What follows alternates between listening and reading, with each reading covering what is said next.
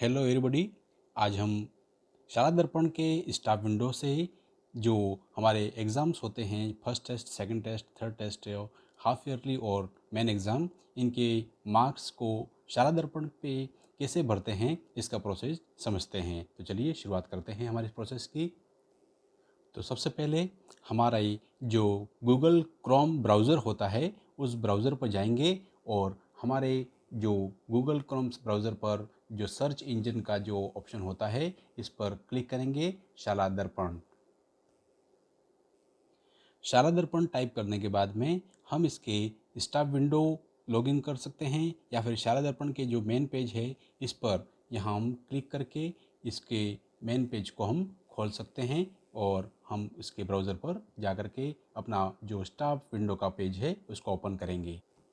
जैसे ही हम लोग इस पेज पर पहुंचते हैं तो आपको सामने यहाँ पर जो स्टाफ लॉगिन का जो लोगो दिख रहा है इसके ऊपर क्लिक करना है। इसको क्लिक करने के बाद आपका जो पेज है इस प्रकार से खुलेगा। यहाँ पर आपको आपका यूज़र नेम, पासवर्ड और कैप्चा डाल करके लॉगिन करना है।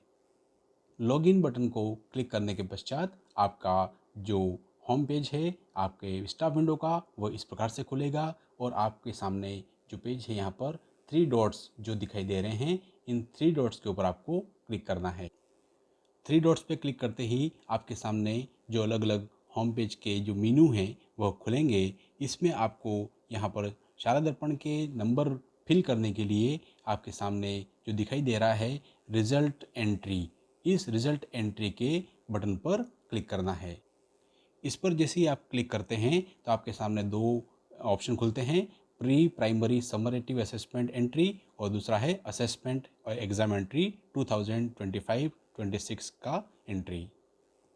तो आपको जो सेकंड ऑप्शन है summative assessment and exam entry, इसके ऊपर आपको क्लिक करना है और इसको क्लिक करते ही आपके सामने इस प्रकार का एंट्री पेज खुलेगा। इस प्रकार का यहाँ पर आपको अपनी जो सेशन है उसको सेलेक्ट करना है। इसके बाद क्लास को एंट्री करनी है, सेक्शन एंट्री करनी है।